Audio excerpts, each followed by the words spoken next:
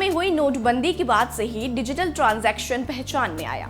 ज्यादातर लोगों ने यूपीआई और दूसरे प्लेटफॉर्म्स के जरिए मनी ट्रांसफर को करना शुरू कर दिया।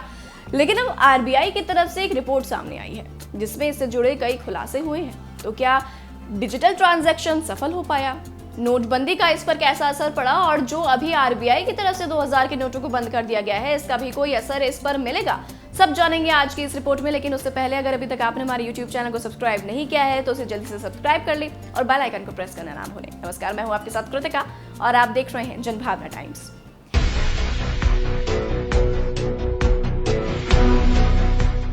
डिजिटल ट्रांजैक्शन के मामले में आज के समय में भारत ग्लोबल लीडर बन चुका है। मौके बेमौके इसकी चर्चा होती रहती है कि कैसे भारत ने डिजिटल पेमेंट के मामले में विकसित देशों को भी मीलों पीछे छोड़ दिया है। दरअसल डिजिटल पेमेंट के आंकड़े भी भारत की इस बढ़त की कहानी खुद ही बयां करते हैं। आप जानकर हैरान रह जाएंगे कि देश में अभी हर रोज करीब 38 करोड़ डिजिटल पेमेंट किए जा रहे हैं। रिजर्व बैंक के गवर्नर शक्तिकांत दास ने डिजिटल पेमेंट में आई तेजी से जुड़े इन आंकड़ों की जानकारी दी है। वे भारतीय उद्योग परिसंघ यानी CII के एक कार्यक्रम में हिस्सा ले रहे थे। इस मौके पर उन्होंने 2000 रुपए के नोट बंद करने के हालिया फैसले से लेकर महंगाई, रेपो रेट और डिजिटल ट्रांजैक्शन जैसे मुद्दों पर बात की।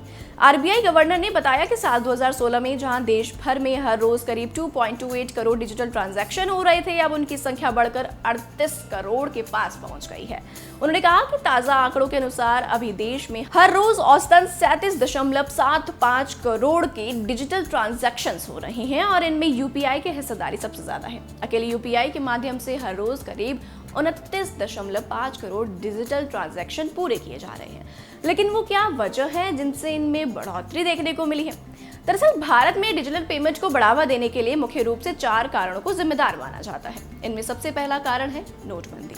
नवंबर 2016 में जब पूरे देश में नोटबंदी की गई थी, तब उसके बाद कई महीनों तक बाजार में कैश की दिक्कत रही थी। उस कारण छोटे दुकानदार भी डिजिटल पेमेंट लेने लग गए थे। इसे क्रांतिकारी रफ्तार यूपीआई ने, जिसने बैंक टू बैंक ट्रांजैक्शन को चुटकियों का काम बना दिया था।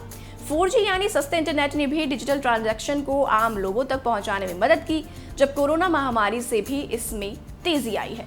वहीं सहयोग से डिजिटल पेमेंट को लेकर रिजर्व बैंक गवर्नर ने यह आंकड़ा ऐसे समय में जारी किया है जब लोगों के जहन में नोटबंदी के जख्म ताजा हो चुके हैं।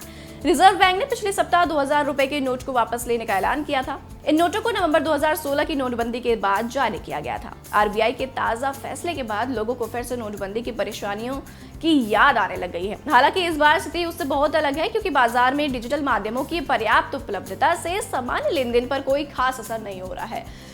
तो आप मुझे बताइए कि क्या 2000 के नोटों की बंदी होने पर आप पे इसका कोई असर पड़ा है? कमेंट करके जरूर बताएं और भी ऐसी वीडियोस को देखने के लिए आप जुड़े रहिए जनभावना टाइम्स के साथ। नमस्कार।